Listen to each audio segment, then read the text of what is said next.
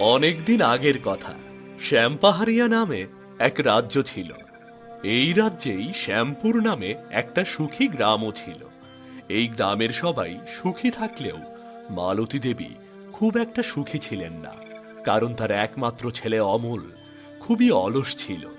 সে সংসারের কোনো কাজ করত না, তার কাছে ঘুমটাই ছিল বেশি প্রিয়।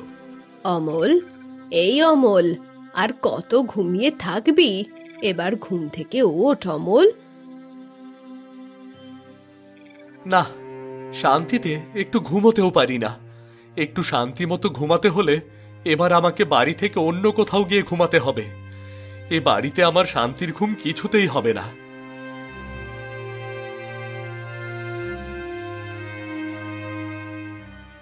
কি হয়েছে কি সকাল সকাল এভাবে ডাকছো কেন? দিলে তো আমার সুন্দর ঘুমটা নষ্ট করে। আর কত ঘুমাবি? বেলা কত হয়েছে দেখেছিস? যা, এবার গিয়ে ক্ষেতটা দেখে আয়।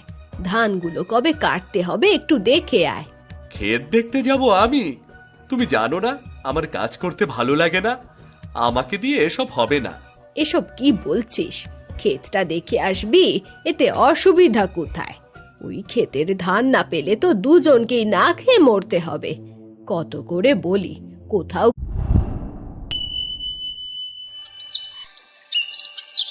অনেক সময় আগের কথা।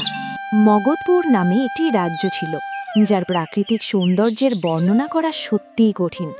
চারদিকে সবুজে ভরা বন, কল কল শব্দে বয়ে চলা নদী, আর বাতাসে ভেসে বেড়াত ফুলের মিষ্টি সুগন্ধ।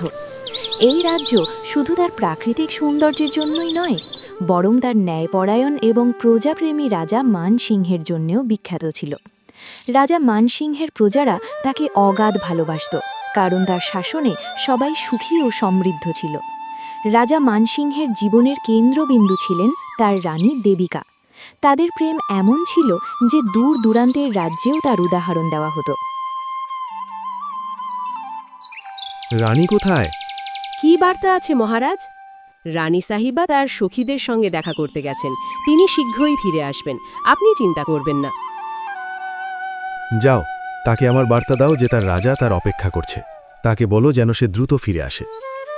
এই প্রেম ও সুখের পরিবেশে ধীরে ধীরে সময় নিজের গতিতে চলতে লাগল।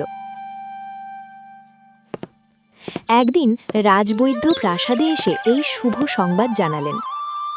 মহারাজ, শুভ সময় এসে গেছে। রানী দেবিকা গর্ভবতী। এই সংবাদ পুরো রাজ্যে আনন্দের ঢেউ এনে দিল। অদ্ভুত! এই সংবাদ তো আমার জীবনের